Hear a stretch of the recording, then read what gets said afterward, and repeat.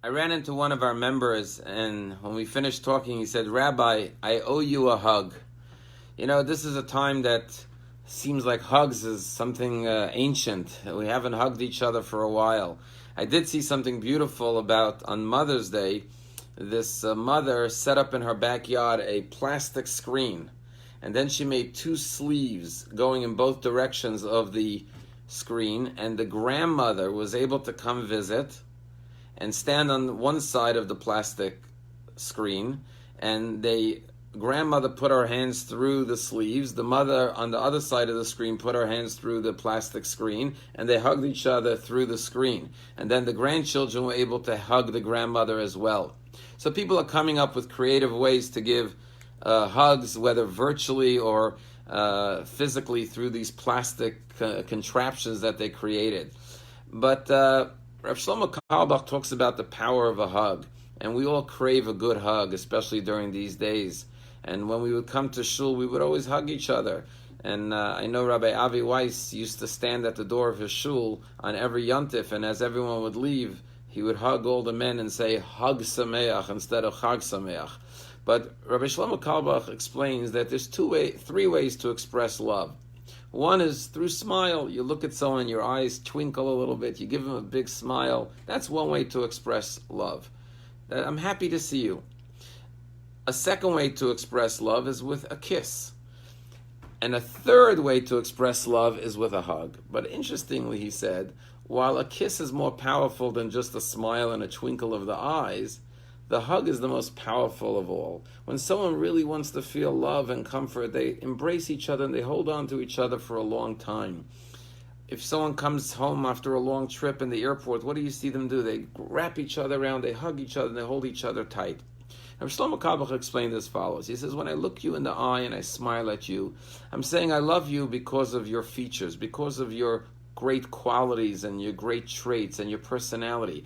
It's your revealed and recognizable goodness.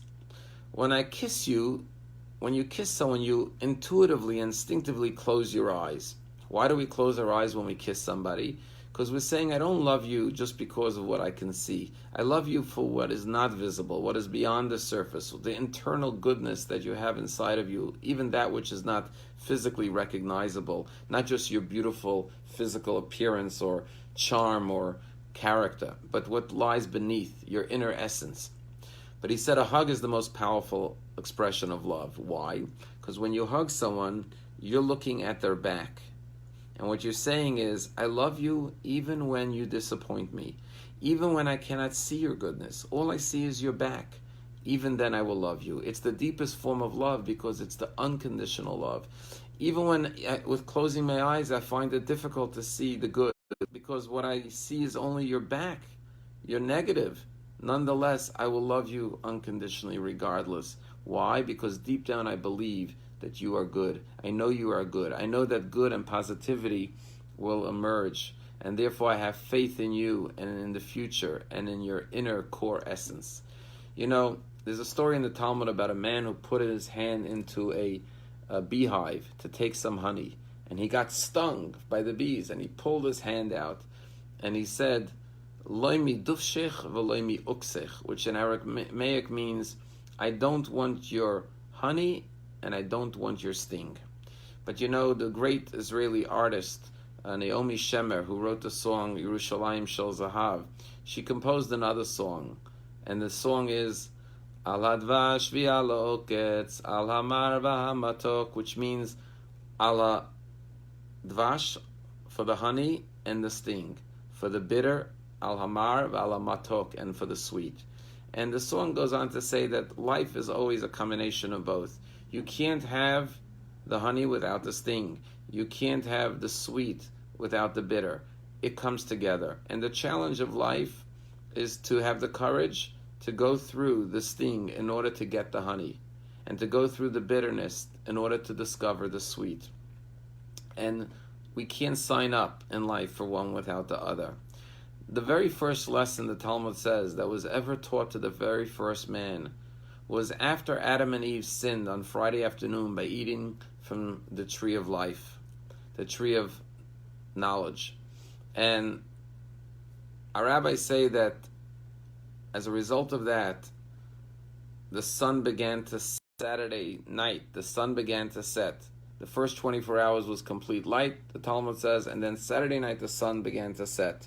And Adam and Eve had never seen darkness. And they became frightened because they thought the world was going to go into a blackout, permanent blackout. They didn't know that this is going to be the new order of night and day. And when they became terrified and frightened, God told Adam to take 2 stones and rub them together, and suddenly sparks and fire was created, and suddenly he had light.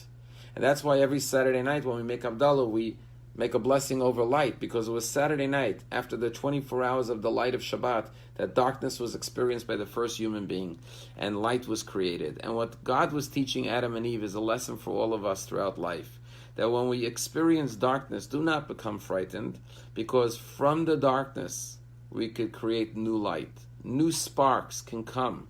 And rather than falling into despair, we should become creative, as Adam and Eve were, and create new light and new fire.